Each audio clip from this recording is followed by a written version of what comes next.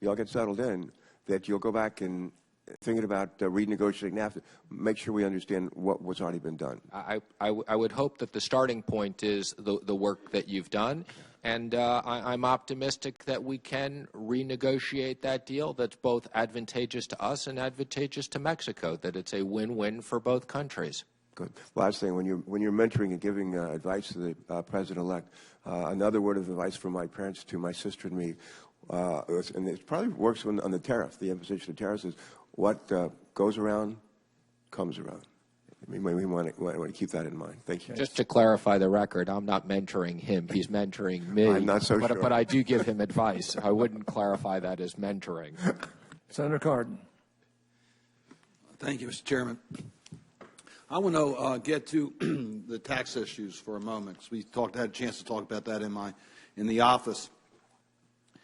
And I think we all would acknowledge that our income tax rates, personal and corporation, on global competition puts the United States at a disadvantage. Oh, I'm sorry. And something we need to deal with. I apologize.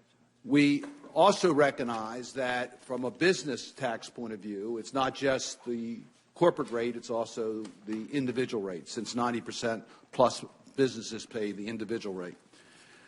I want to talk about two standards that I hope will judge the review of tax reform, so that we can have a simplified tax structure, one that's fair to the American people. One, I would hope that you would agree that we do not want tax reform to increase the size of the federal deficit. I'm taking notes. I don't know if you want me to answer them one at a time. The second is that tax reform should be at least as progressive as our current tax code. That is, middle-income families should not be asked to pay more in regards to our tax code. So, and again, in both those issues, and I share your concerns. On the first one, again, we do believe in dynamic scoring, and with the appropriate growth, I think we want to make sure that tax reform doesn't increase the size of the deficit. And in regards to the second issue, as I've said in my discussions with the President-elect, he is very interested in us providing a middle-income tax cut. That is his priority. And I would just urge on the first part that recognize that we have to be disciplined as we deal with the federal budget. And I would hope we would have consistent rules in regards to both spending and tax cuts as to the dynamic nature of those types of activities. It's a lot easier for us to use the current rules because they're objective and we have professionals who give us the ground rules. When we start using subjectivity, it could be abused. At the end of the day, we could have much larger deficits. But your point is you do not want to add to the deficit of the country. That is correct. Through tax reform. And secondly, you want to make sure that middle-income families are not disadvantaged by the tax code. Now, so here's the challenge. We also believe we should be competitive globally because you want to grow our economy in regards to exports. It's difficult to see how you can get that done within the context of using just income tax revenues, because the United States, among the industrial nations of the world, has a relatively low part of its economy tied up in government, and yet we have marginal tax rates that are among the highest in the industrial world. The reason, of course, is that we don't use a consumption tax, and every other industrial nation uses a consumption tax. So without bringing in other sources of revenue, we're going to have a very difficult time to get those competitive tax rates. So I would just urge you, as I did in my office, to take a look at a progressive consumption tax. It is border adjusted, it does reward savings, and does make our tax code not only competitive, but gives us a competitive advantage over the industrial nations of the world. Well, again, I appreciated meeting with you and talking about these issues, and we'll follow up. And, you know, again, under the appropriate growth numbers, as I've said, with dynamic scoring, you know, we're not looking to grow the deficit. And obviously one of the concerns is the size of the debt and how it's gone up. In regards to your other issue, you know, one of the issues, and this impacts trade policy, is we don't have a VAT tax system. We have an income tax system in other countries do. And that's one of the things that and of course, GOP plan looks at. the rest of the world uses consumption taxes. That is border adjusted. We use income taxes. Income taxes are not border adjusted. That makes it difficult for us to grow exports. So it also, of course, does not reward savings, which is another area. During the best of times, America's savings ratios were not competitive with other countries. We could use more incentives for savings, which is the other area that we talked about in my office that Senator Portman and I and others have worked on, and that is to increase the opportunities for Americans to save, particularly in retirement savings. That I don't believe would be a partisan issue. And as we are working for major tax reform to try to make our tax code fairer and more competitive, I would urge you to work with us on retirement savings and other savings initiatives that we could make progress, I think, in a relatively short period of time. Look forward to working with you. Thank you. Thank you, Mr. Chairman. Thank you. I have to apologize to Senator Stabenow, and she should have been next, so we'll turn to you now. Well, thank you very much, Mr. Chairman. Mr. Chairman, I want to thank you very much for allowing us to have an opportunity to fully ask questions in multiple rounds. I really appreciate it and the way you're conducting the hearing. So, hope we only have 2 rounds. Yes. Well, thank you. Thank you for allowing that. And Mr. MNUCHIN, this really is a physical marathon, I think, of endurance in just the nomination hearing. So we appreciate your hanging in there as well. Thank you. A couple of different things. First of all, following up on colleagues speaking about jobs going overseas, obviously a very critical issue for Michigan. We make things. We pride ourselves on making things, manufacturing, one of the most significant parts of the economy. I've been working for a number of years on a bill that we call Bring Jobs Home Act that would end the ability of a company to write off the costs of moving overseas. I mean, I don't know why, if a facility is closed, the workers and the taxpayers and the community should pay for the move. And that certainly seems in line with what our incoming president has said. Would you support stopping that write-off? I look forward to working with you on that. I can tell you it sounds like something the president-elect would like, so I look forward to working with you on that. Well, I think it's important that we take step one, all of the loopholes that are there. First one is we shouldn't pay for the move. So I appreciate and hope that that's something that will be embraced. A different subject. I know colleagues have talked about pensions, which are critically important. People throughout their lives often giving up a pay raise to put money into a pension. It's just very serious what's happening to pensions around the country, and certainly whether it be a multi-employer pension or single employer pension, deeply concerned about what's happening to people.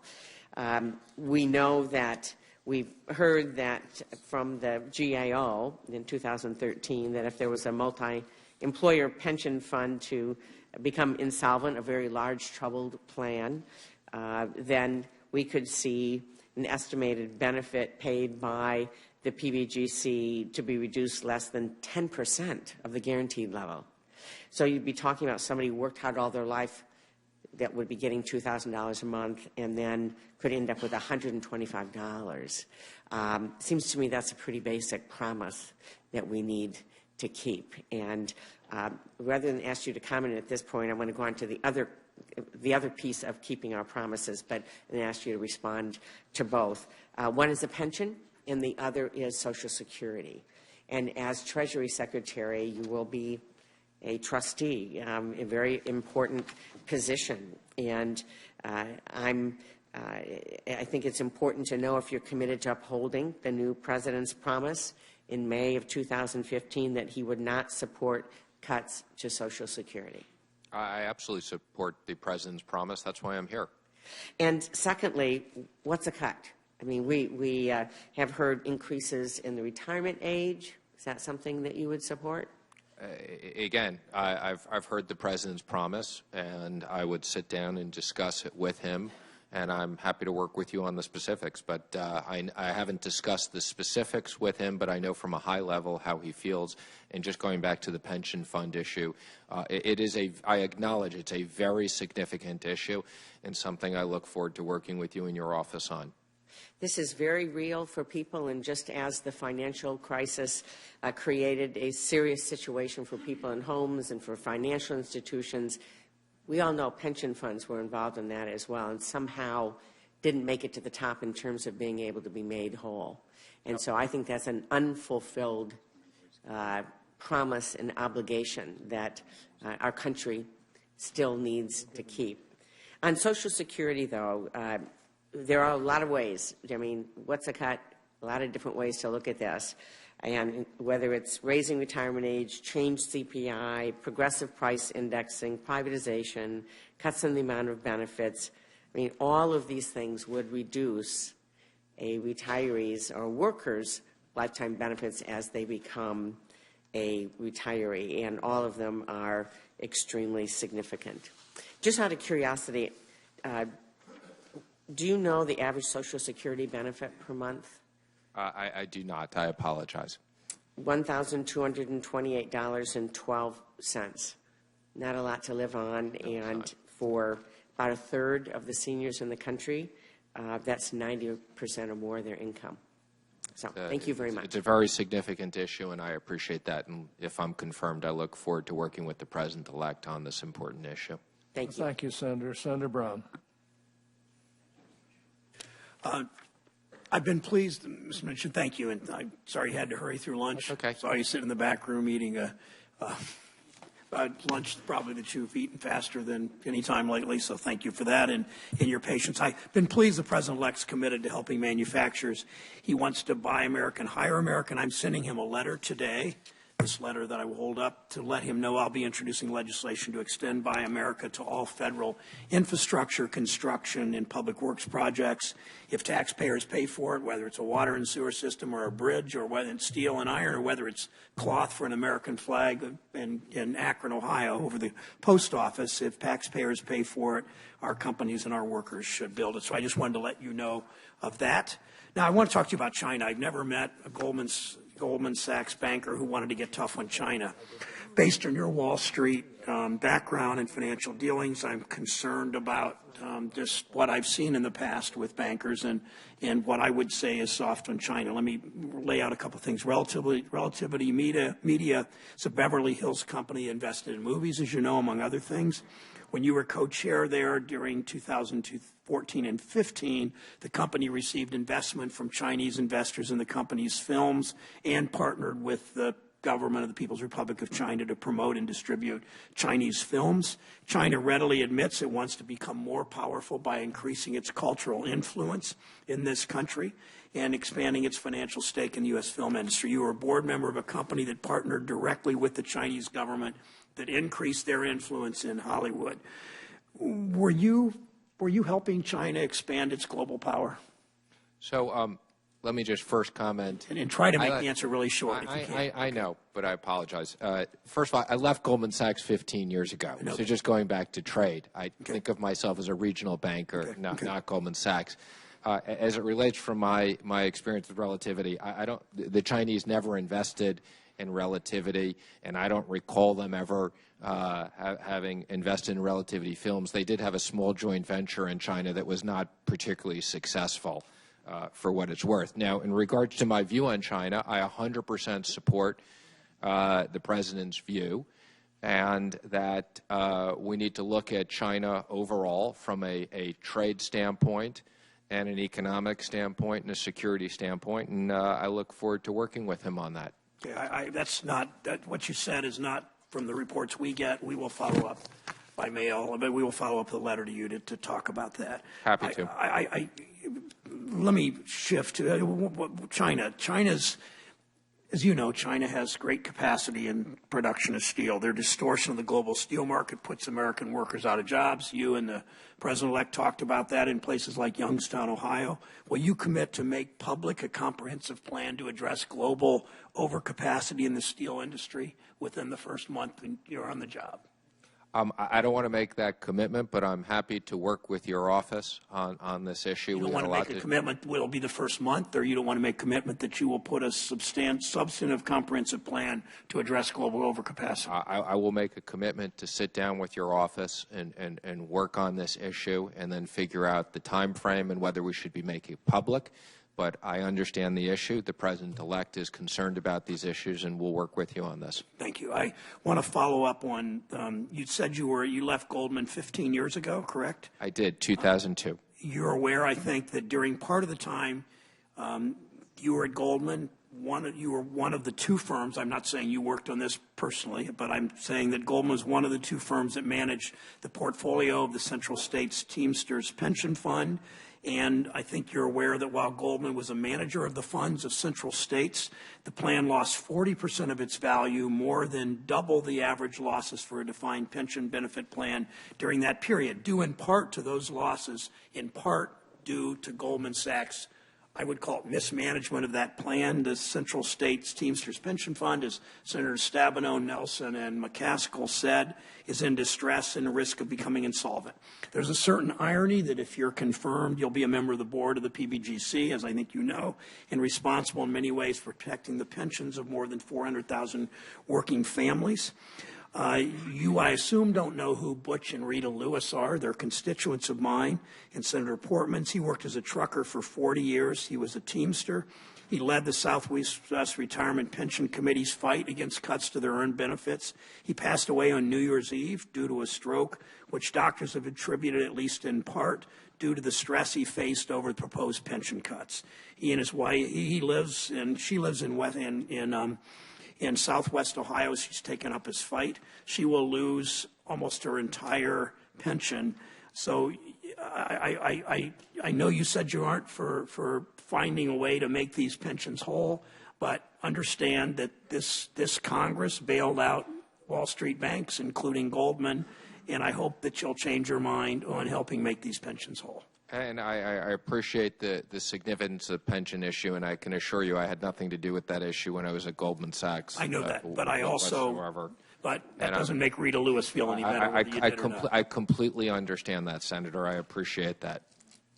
I just know there's an ideological antipathy in this body from its more conservative members to help the Wall Street banks, but not to help workers like Rita Lewis's husband. Well, that's going a little far. I don't know anybody who wants to do that. I don't know anybody on. Okay, Mr. Chairman, I'll finish my comments.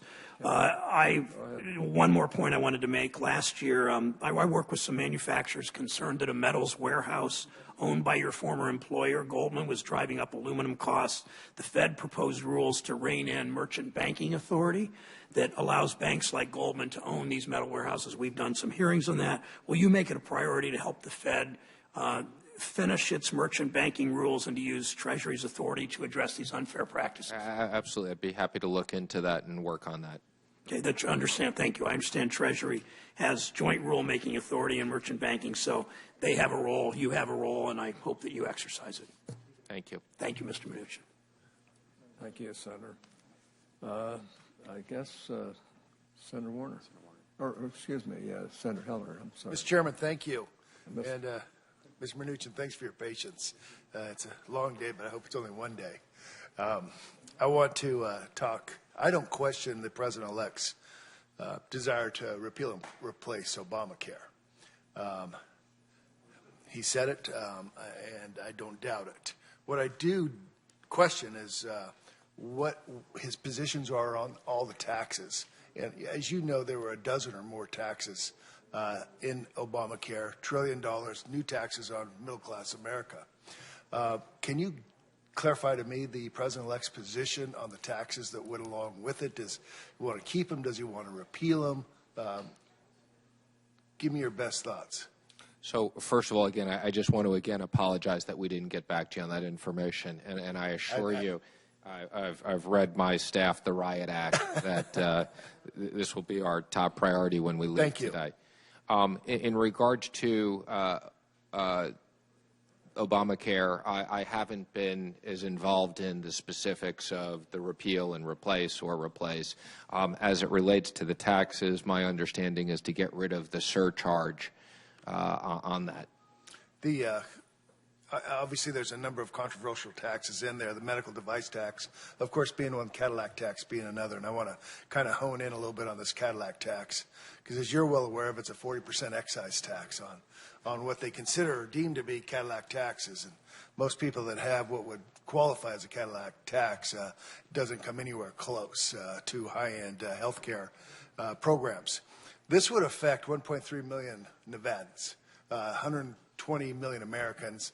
We're talking seniors, unions, public employees, go down the list, that are going to hit by this 40% excise tax. Give me your feelings on this and your desire to repeal a tax of this nature. I agree with you, and as I said, I'm not as close to the whole Obamacare discussions right now, but I will definitely follow up with you on that, and I agree with your view. It was postponed 2 years to 2020 from the work of Senator Heinrich from New Mexico and myself. And we're working hard. What I just want is a commitment to work with you as we go forward on this, and hopefully we can repeal what I consider to be a very onerous tax. It sounds like what you're saying makes absolute sense, and you have my commitment to work with you on that. Thank you. I want to talk also a little bit more about housing. 17% of the houses in Nevada are currently still underwater, 17%. I want to talk about the mortgage debt tax real quick. The IRS deems it a gift today, that if you bought your house for $250,000, today it's worth $200,000, you sell it for $200,000, they deem that $50,000 as a gift and want to tax you on that. Now, Senator Stabenow, Isaacson, and Menendez, we have worked closely on this, and it expired as of January 1st. We have reintroduced that legislation to try to eliminate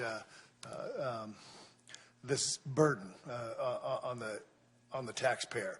I'd like to get your understanding of this, your feelings on it, where your support would be on this particular piece of legislation. Yeah, you have my commitment to work with you. If it's not bad enough that the person lost their home, but then we got to send them a tax bill, I agree with you on that. I appreciate your support. Mr. Chairman, that's all I have.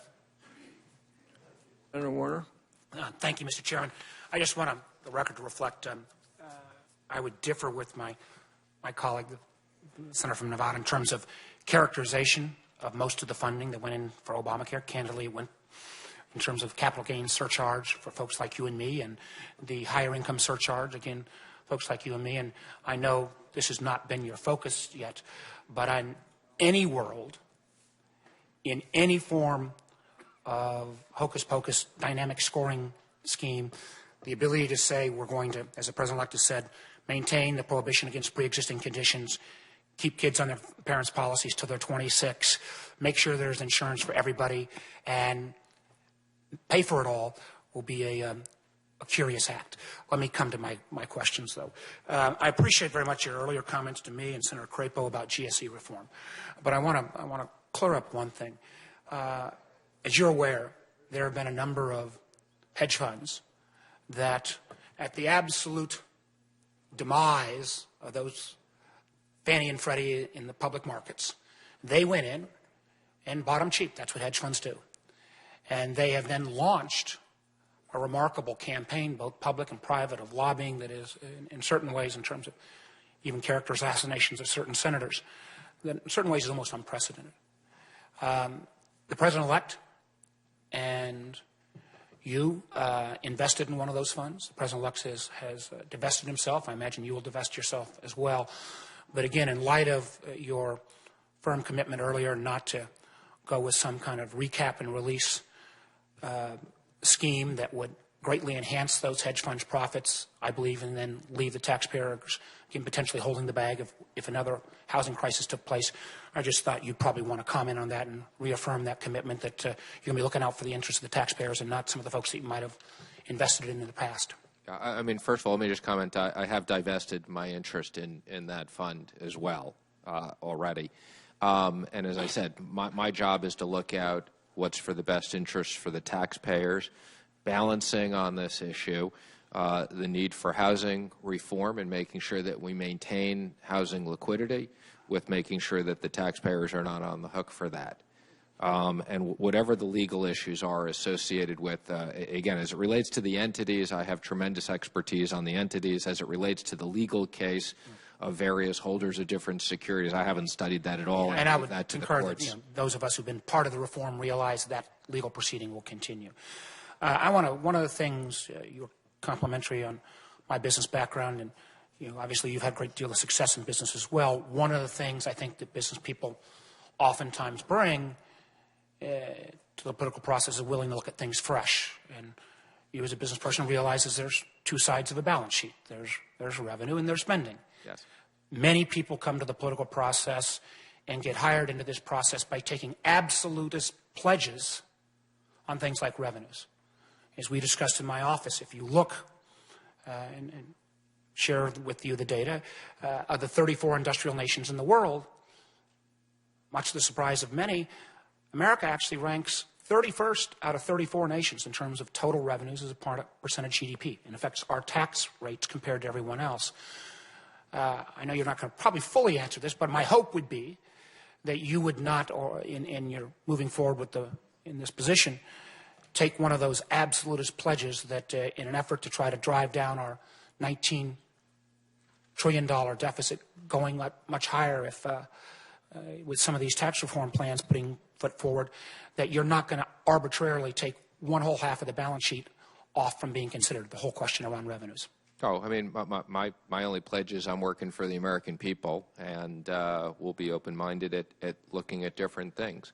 And the good news is not only do I have hopefully a new view, but we got a president who's willing to look at. Well, I'm going to hold you to that, because the absolutist approach, which never looks at revenues, is the only leads us to the place where we are right now, where we're spending, frankly, the lowest level in modern American history on education, infrastructure, and R&D. That's not a good business plan. Let me go to two other questions really quickly.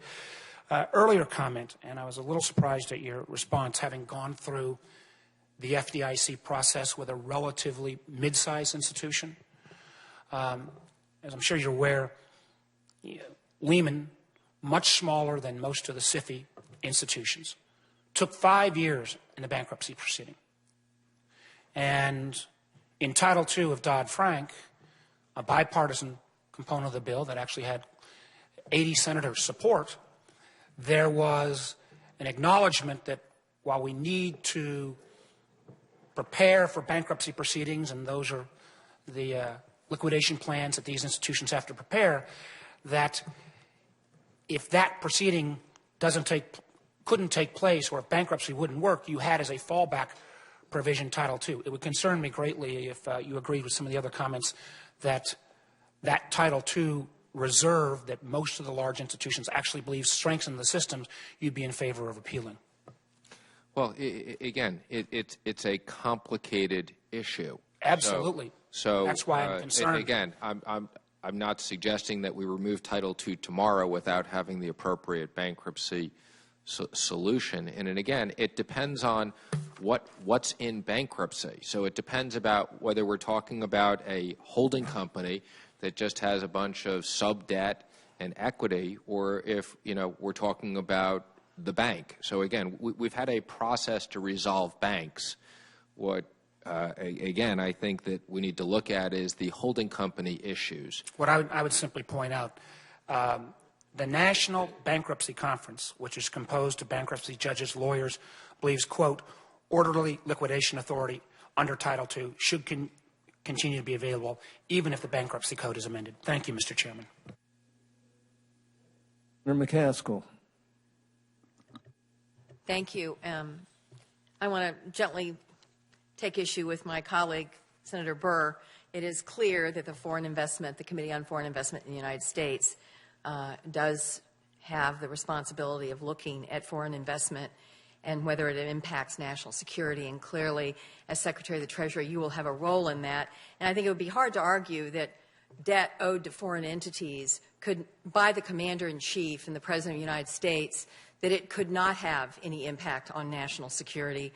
I recall that when a foreign company was looking at buying Starwood, for example, it was going to go to CFIUS for a decision. And I want to point out for the record that if you decide somebody wants to come in and buy one of President Trump's properties, and if CFIUS meets and you decide it's going to risk national security by the location or who the foreign entity is, the ultimate decision is whose?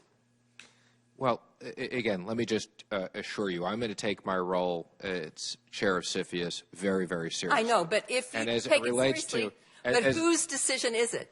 Again, Mr. MNUCHIN. As it relates to these different views on the president's business, again, I will consult with the internal counsel at Treasury and the ethics area in Treasury and determine, and by the way, the general counsel at the White House, and we'll figure out the right solution. Do you know whose decision it is ultimately? Under the law? Yes, And whose is it? It's mine. No, it's not. It is the President of the United States. You make a decision, and then it goes to the President, and the President gets to decide. I understand. The same guy that I think is going to hire his own ethics expert. I need to make a decision for it to go to the President. Okay. But if you make the decision that it should go to the President, I just wanted to point out for the record that ultimately it is his call. It is not your call, but you have a chance to make a recommendation to him. I think we can all acknowledge that we're in a little bit of a unique situation, that we haven't had a president like this that owns these types of businesses, and someone who is willing, again, to come into government and serve the country as president. And I assure you we will come back and talk about these issues. I know there's different views here. We'll work with the chairman on this as to the purview of the committee and the appropriate lawyers on this. So thank you. That's terrific. And it is different. And if we think in history that we got the annulments clause because a foreign government gave a jeweled snuff box to the President of the United States, that almost seems kind of de minimis in light of how complicated the international aspect of the holdings that the President is going to stay with through his presidency. So I do think you're inviting a lot more questions down this line. And while we're on this subject, besides being a former prosecutor, I'm also a former auditor. So when I heard the President-elect's pledge about profits from foreign governments going to the Treasury, my ears perked up. Because, as you well know, you benefit from income to your business, even if it's not profitable, correct?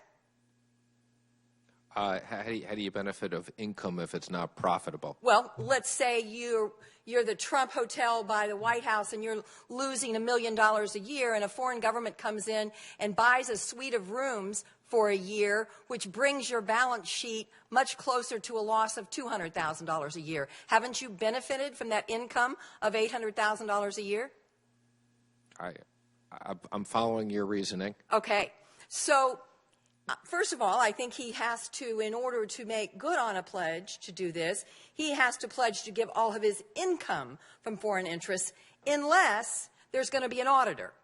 Who is going to decide if and when Mr. Trump's businesses that he has not divested from are profitable from foreign involvement? Who's going to make that call? Is that going to be his family? Is that going to be his ethics officer? Are there going to be is there anybody who works for you that is going to take a look at how he is determining whether or not he is profiting off foreign involvement in his wide variety of interests across the globe? Again, I think you've raised some very interesting comments, and I'd be happy to follow up with you. And I'm sure the President-elect will put out more information on this, and I'm happy to inquire with him. So I understand your issues. Mr. MNUCHIN, is there anyone who has income under $200,000 who will receive even a dime from repealing of Obamacare and the tax cut that goes with it? Again, I think we're looking at overall tax reform, okay? My question's about repealing Obamacare.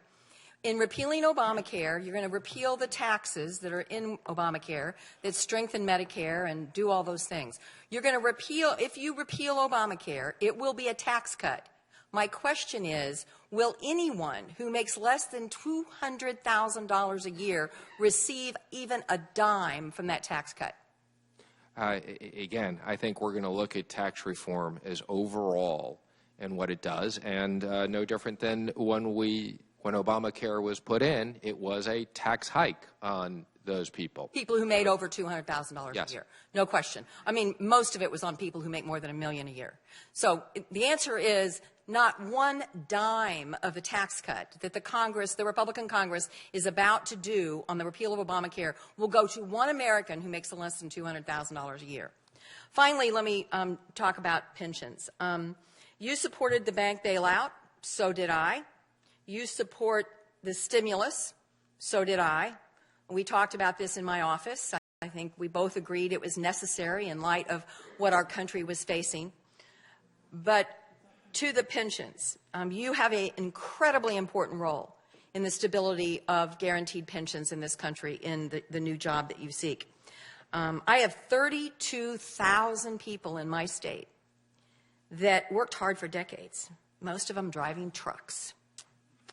And they planned their lives around their pensions. My question to you, we can find the bailout for the banks and we can provide stimulus. We can do an awful lot of things around here to help a lot of people who have a lot of money.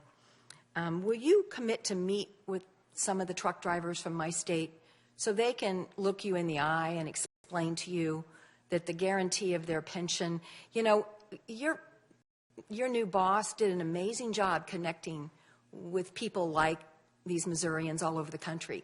He looked them in the eye and he said to them, I'm not going to leave you behind.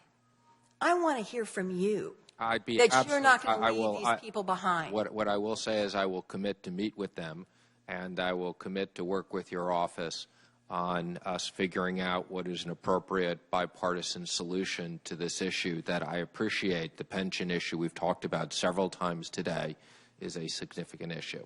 Thank you, Mr. MNUCHIN. All right, Senator Casey. Thanks, Mr. Chairman. Mr. MNUCHIN, I wanted to start with a question you've no doubt come across in your preparation, and it may have been raised today that I didn't hear in the back and forth we had today, being at other hearings, other appointments.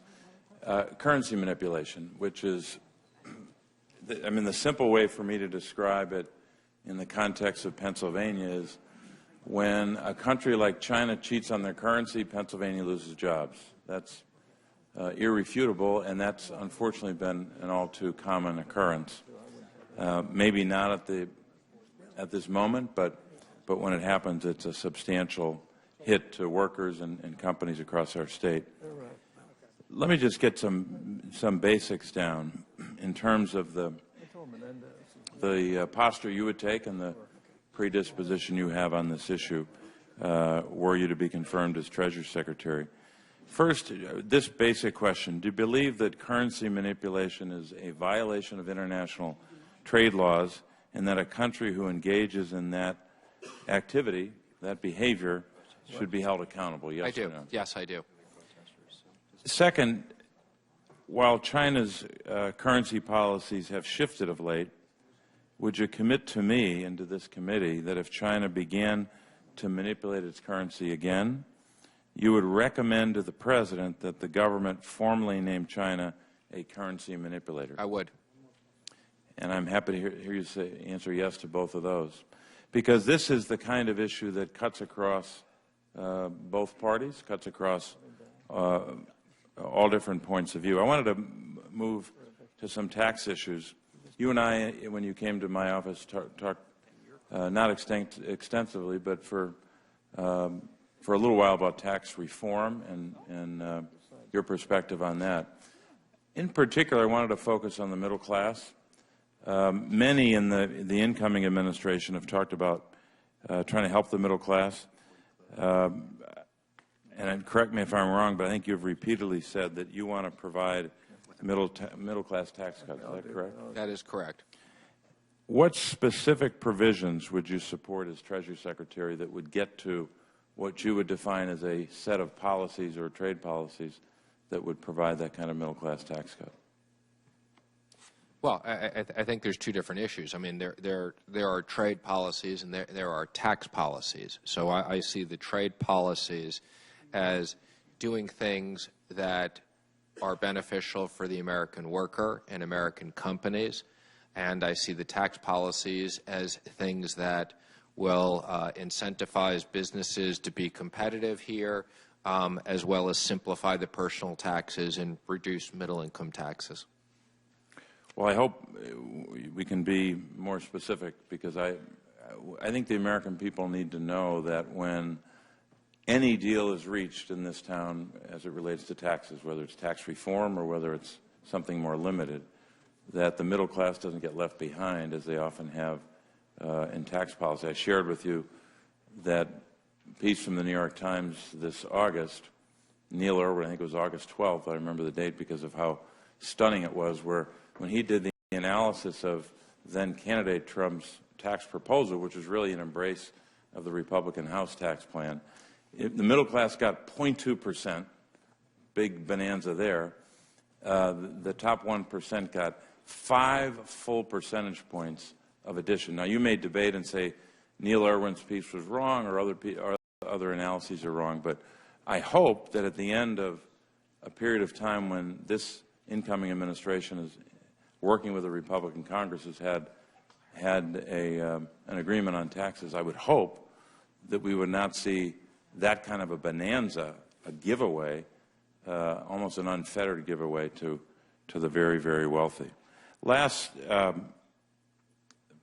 question I have gets to the basic concern that a lot of us have, is that you're seeking to be not just part of a cabinet, not just part of a government, but arguably one of the top 2 or 3 positions in a new government at any time. I think that's been true since the founders. And one of the reasons why a lot of us have concerns about your record or concerns about your work and concerns about your views is that you haven't been through the scrutiny, frankly, that public officials go through, or even appointed public officials. I know you're in the midst of that now, and I know it's a lot. Tell me, in terms of your whole either life experience or work experience, what qualifies you or what has prepared you, not just to fulfill the duties of the office. That's one question, and that's worth a significant review, as we've tried to do here today. But tell me what prepares you and what part of your life is relevant to the question of preparing to do public service in one of the most complicated departments of the most complicated government on the planet Earth, the federal government of the United States. Some people would point to experiences they had outside of their normal day-to-day job. But tell me what you think prepares you to do public service in addition to the duties of a Treasury Secretary.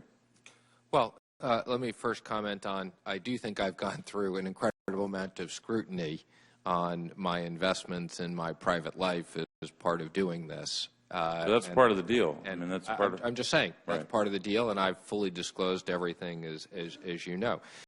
I consider it a great honor to be able to serve the country. And I think going back from the beginning of time, the idea is that citizens would come into the government and serve the people. And that's something I'm doing, and that no different than the president-elect Trump, okay, has been a businessman.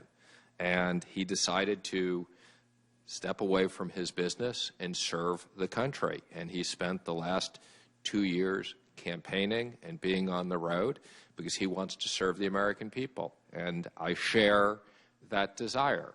In regards to what's prepared me, I've had several different careers.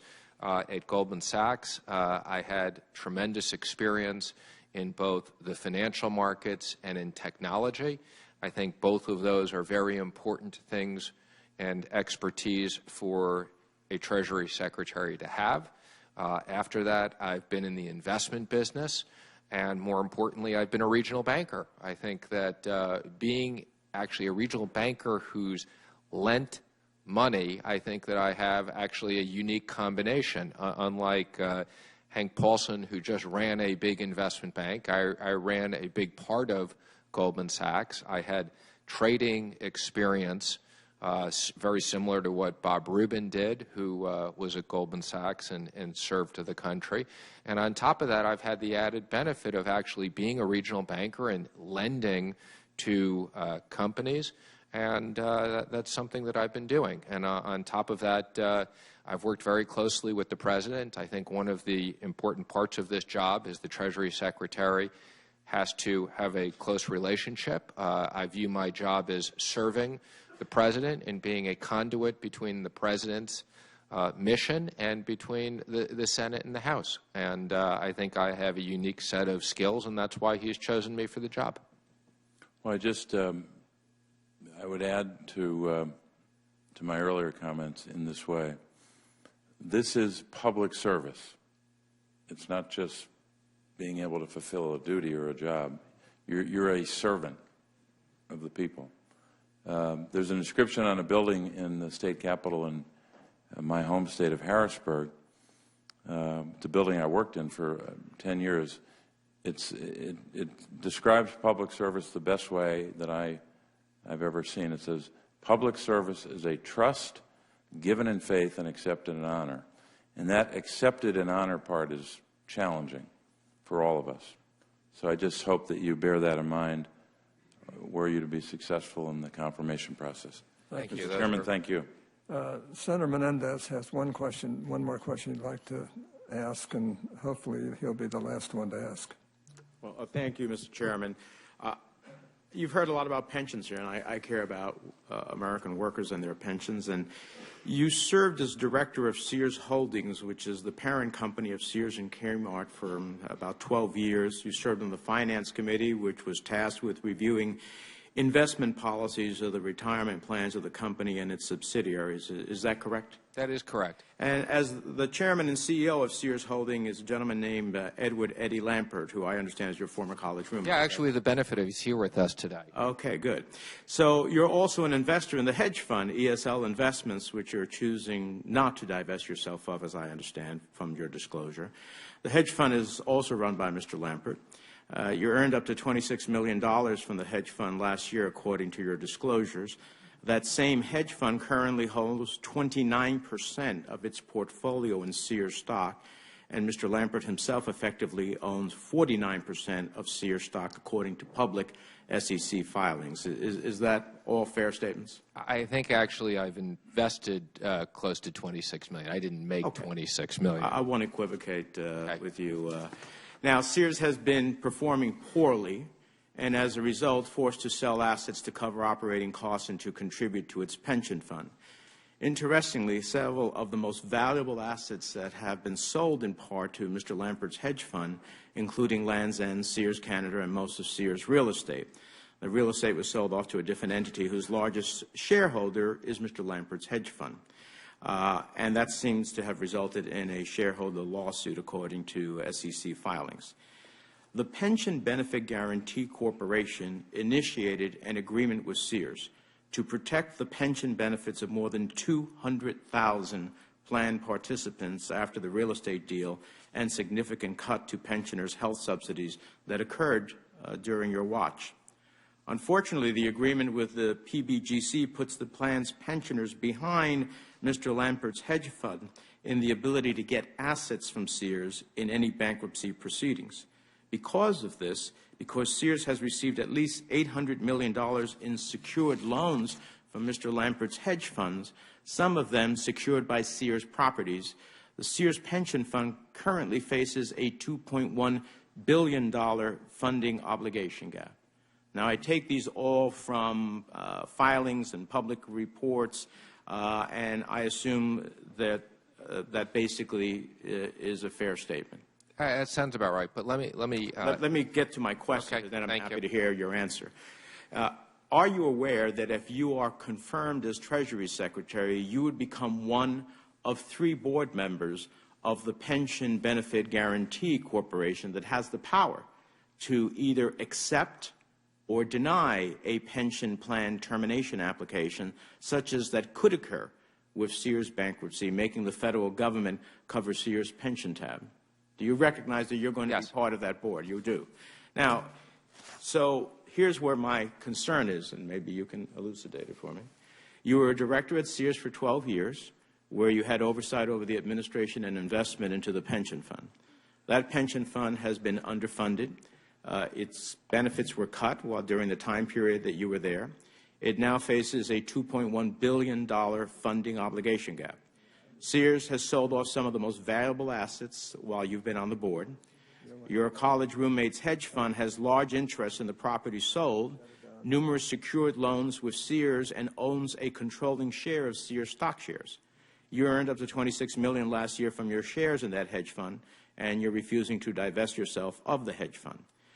Should Sears go bankrupt, and you, if confirmed as Treasury Secretary, are a PBGC director who will have a role in the Pension Benefit Guarantee Corporation's attempts as an unsecured creditor to recover $2 billion for the unfunded liabilities in the Sears pension fund, while simultaneously trying to not lose money in your hedge fund investments in Sears that you hold with your college roommate, who is the CEO of Sears, how is it that you're going to do that? So, again, let me just correct again, because you said again that I made $26 million, which I didn't. I invested $26 million, so I just want to make sure that the record stated that. Let me first say that my original involvement with Mr. Lampert was in Kmart coming out of bankruptcy, where all the professionals thought that Kmart should be liquidated, and Mr. Lampert and I, working for him, saved tens of hundreds of thousands of jobs. Sears, when he bought it, was already a failing issue, and the company has contributed multi-billion dollars to that pension fund, which were pension issues beforehand. So I am well aware of the pension issues, and something that when I was on the board, we were very cognizant of very significant contributions. And then as it relates to your answer, obviously I will recuse myself in any way as it relates to being on the board if indeed there ever were an issue with Sears, whether I had an investment in ESL or I didn't have an investment in ESL. I would be concerned about any appearance of conflict, so I would recuse myself. Well, we'll have to look at the consequences of any such recusal, because there are 3 members of the board who get a vote. And if you recuse yourself under those set of circumstances, I'm not sure that the remaining 2 can ultimately make a decision on such a case which involves 200,000 people's pensions. So it's a serious issue, and I urge your attention to it in terms of thinking about how this very well may happen, because those pensions were underfunded, and now we're going to have a set of circumstances at some point where we're going to have to deal with it. And so I bring it to your attention because I think it's a serious challenge.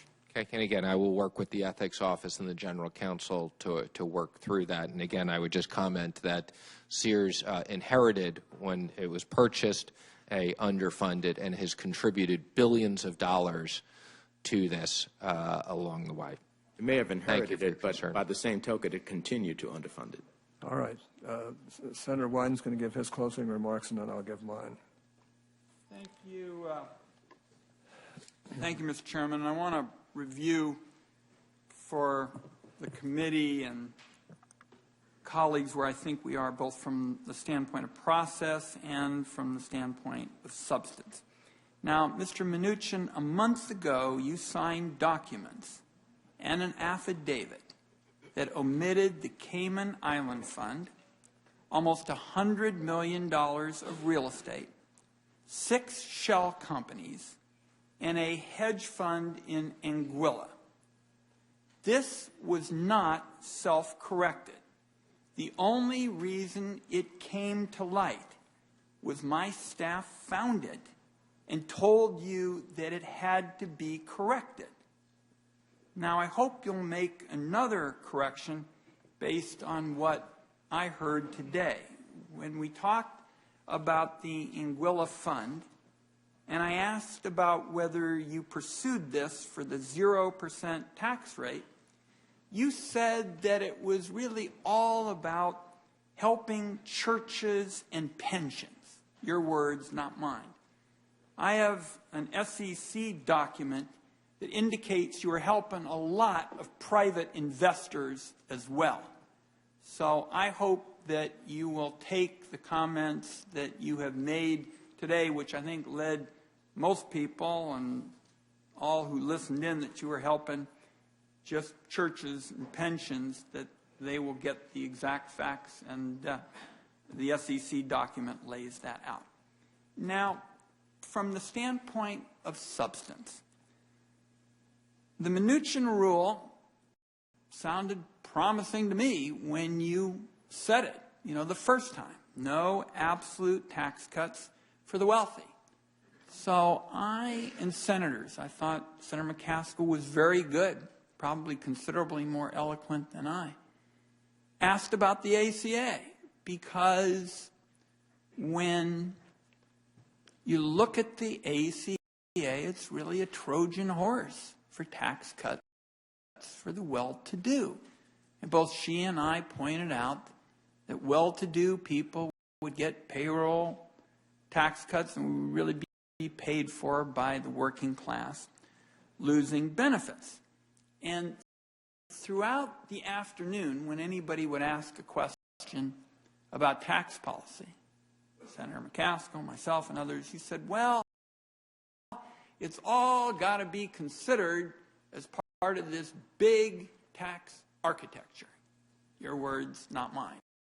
And you said this pretty much in response to any policy question. I'm not clear whether you knew anything about the earned income tax credit, for example. And certainly if you did, you can include that for the record as well. But your point there was as well, it's got to fit into the overall tax architecture. Well, the Tax Policy Center, which is the center that does the objective analyses, indicates that the Trump plan, which you have been part of, would add billions to the, trillions to the debt, and would disproportionately, provides a tax cut to everyone, but it would disproportionately favor the well-to-do. And that really gets me to my last point, the point that I'm really walking out of here with. I feel very strongly about the tax system in America just being a broken, dysfunctional, rotting economic carcass. My wife usually says, stop there because you're just going to frighten the children. So I am interested in fixing this. And I can tell you're interested in fixing it as well. And I think I mentioned to you in the office that with Republican senators, including one who the president-elect wants to have run the intelligence field, Dan Coates, wrote a bipartisan bill. But the hallmark of that bipartisan bill is it would give everybody in America the chance to get ahead. It wouldn't just be stacked all in favor of the most well-to-do. And as far as I can tell, with respect to your views indicate that you don't share that commitment to the kind of bipartisan tax approach that Dan Coates, Judd Gregg, Mitch McConnell's economics lieutenant, and I all put together. That's what I'm walking out of here thinking about. I'm open to being persuaded. Certainly, if I've missed something, wouldn't be the first time. But it sure looks like that tax world, where there's one set of rules for the cops and the nurses, and another set of rules for people who are well-connected, who can pretty much pay what they want, when they want to, and maybe nothing at all, that system is still going to be pretty much alive and well with your approaches to taxes. So I appreciate having had this chance to discuss it today, and thank you for the time, Mr. Chairman. Well, thank you, Senator. For the good of the order, I want to note that I have numerous letters and hundreds of signatories in support of Mr. MNUCHIN's nomination. The support includes representatives in the banking industry, from small community banks to the American Bankers Association, letters from groups of small business owners, to the National Asian American Coalition, to the National Diversity Coalition for Families for a Better America, individuals from churches, nonprofits. I want to thank my colleagues on the committee for their participation here today, and I especially want to thank Mr. MNUCHIN for his patience and willingness to go through this long. included in the support for Mr. MNUCHIN for the position of Treasury Secretary. Now, several of the letters, with some from people who are not personally acquainted with Mr. MNUCHIN, applaud, among other things, Mr. MNUCHIN's loan modification efforts when he had ownership in One West Bank. Now, the timeline for written questions in the letters of support is going to be included in the record, where I think they should be. Now, let me just say this. I want to thank my colleagues on the committee for their participation here today, and I especially want to thank Mr. MNUCHIN for his patience and willingness to go through this long ordeal. If nothing else, Mr. MNUCHIN, I think you should be commended for your endurance. As is typically the case with cabinet nominees for an incoming administration, the timeline for written questions is going to be somewhat abbreviated. So I hope everybody pays attention to this. I ask that members submit their written questions for the record by 5 p.m. on Saturday, January 21st. I'm appreciative of you and your family being here and others who are in great support of you. And frankly, I think you've handled yourself very, very well with very difficult questions by some of my colleagues. Some of them really well thought out, very interesting and good questions. But you handled yourself very well as any nominee for Treasury that I've seen in the whole time I've been on this committee. And we've had some really good people who have been well known and are still well known and who brought a lot to the table. I don't know that anybody's bringing as much to the table as you are. So I'm just hoping that you can help this country to get through its ordeals that it's going through right now, especially the economic ordeals. And I hope you'll be a tremendous influence with our president-elect. I know he wants to change things, and I hope that he can. I hope we can get this thing at least going in the right direction in this administration. And if it does, I have a feeling you're going to be one of the reasons it does. So I'm just personally very grateful to you for being willing to give your time to this. I remember our discussion in the office.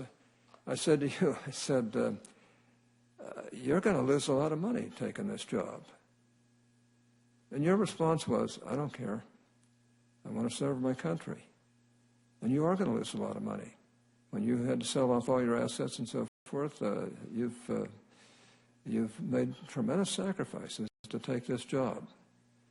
And I hope that our colleagues on both sides of the aisle will fully realize that and realize how lucky we are to have people like you who are willing to give your lives work to something like this because you love the country. You're hoping that we can pull this country out of not only the fiscal and financial mess that we're in, but out of some other messes that literally exist that we really have to change. So with that, I want to thank you for your patience.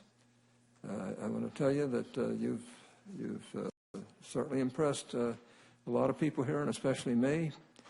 And we're going to help you get through this ordeal and also help you when you're there. So just know that you have friends here on this committee on both sides of the aisle, and for good reason.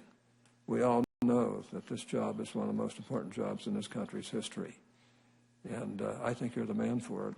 And I just want to personally commend you and thank you for doing this. With that, we'll recess until further notice. Thank you very much. Okay.